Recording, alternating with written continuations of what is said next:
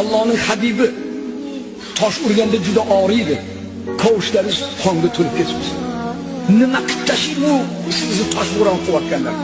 Bering yer bilan yakson qilib tashlayman hozir deganda yo dedi. Ey Jabroil alayhissalom, siz meni payg'ambarligimni bilasiz-ku? Ha, bular bilmaydi-ku. Buni qilib tashlasam ertaga qotil payg'ambarimizni otalarimizni o'ldirib yuborgan deb aytmaydimi? Menga Alloh sabr bersin, Alloh himoya qilsin deganlarda voy dod-duvorlar Hazrati Jabroil alayhissalom. Men payg'ambarlar kelib mana shunaqa azob, uqubat ko'rganda to'fon balosiga giribtor qilib shamol olib ketsin, qo'tir kasalga mubtalo bo'lib yo'q ketsin deb payg'ambarlar qarg'agan, men shu ish qilgandim.